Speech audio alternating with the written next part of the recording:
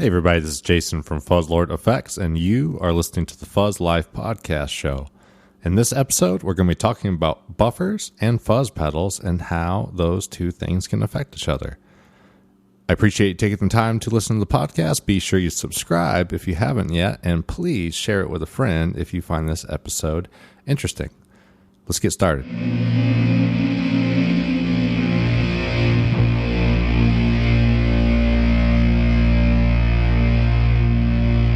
Today we're going to talk about why buffers can cause issues with some fuzz pedals, the order that most people like buffers and fuzz pedals, and then we're going to wrap up the video with a sound demonstration showing off the things that we talked about. So let's get started by talking about why buffers can cause issues on some fuzz pedals. So the reason buffers can cause issues with some fuzz pedals is one of the things that they do is that they can take a high impedance signal like that of a guitar and transfer it over to a low impedance signal.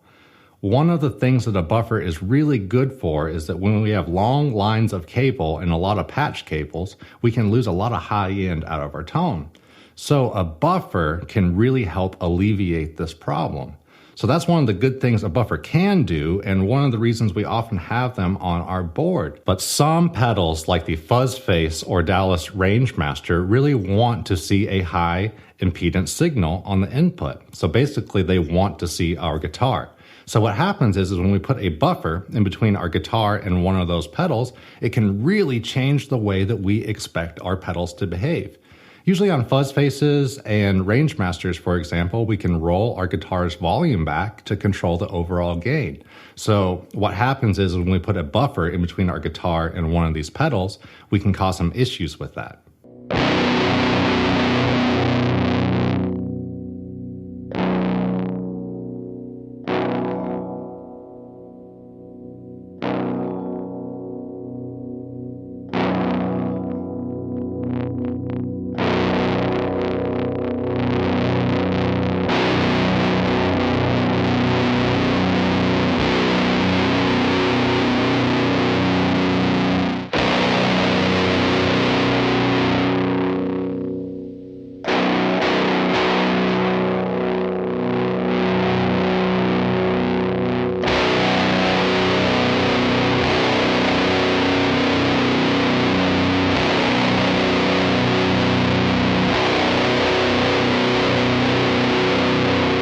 So you're probably wondering right now if you have buffers on your pedal board. Most people don't go out and buy a specific buffer pedal, but most people have several buffers on their pedal board that they aren't even aware about. For example, all Boss pedals are buffered bypass. So like your TU3 tuner has a buffer in it, even when it's off. I'm curious to know right now, leave me a comment below, how many buffers do you think are on your pedal board? So that leads us to our next point, which is what order most people like buffers and fuzz pedals.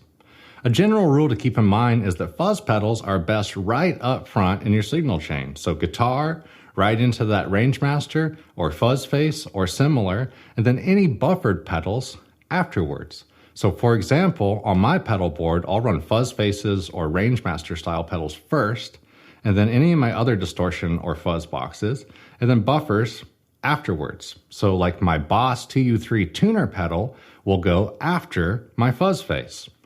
Some pedals like the Big Muff, for example, don't really mind what the order is. So I encourage you on your setup at home to try both orders and move your pedals around and not just take this video as the only way things can be. But most people enjoy their fuzz pedals up front, any buffered pedals downstream on the pedal board. That way we get the tone that we're used to, our pedals react the way that we expect them to, and we can get that cool trick where we can roll our volume knob back and reduce the overall fuzz of the pedal.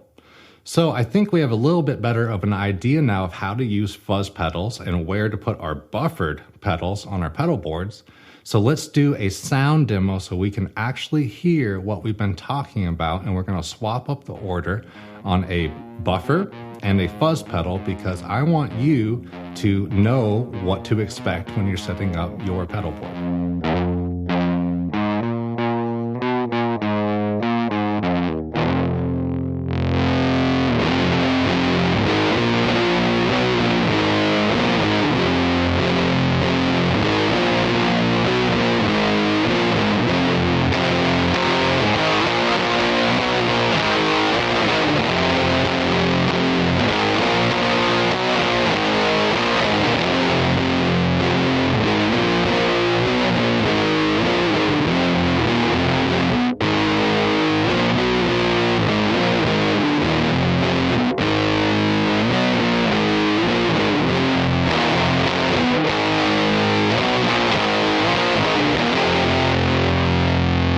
So thank you for watching the video. Hopefully you learned something from it.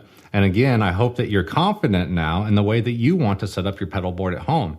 I really encourage you to mix up the order and not just go by what other people tell you on forums or in this video, because there's a lot of different sound possibilities available. So before we get to the question of the week, be sure you like this video if you enjoyed it, subscribe to the channel so you don't miss any of the weekly upcoming videos. But here's what I want to know today. What's your favorite fuzz pedal on your pedal board? And also, how many buffers do you think are on your pedal board right now? I'm curious to see the number below and see who has the most buffers on their pedal board.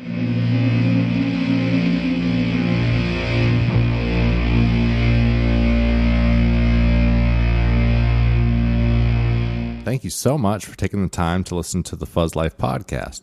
If you found this episode interesting, be sure you check out some others, subscribe to the show, and please share it with a friend if you found it helpful.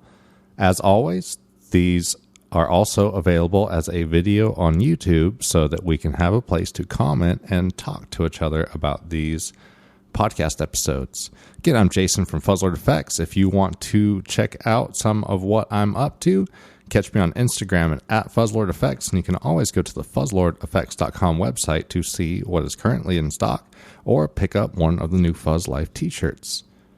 Look forward to talking to you soon.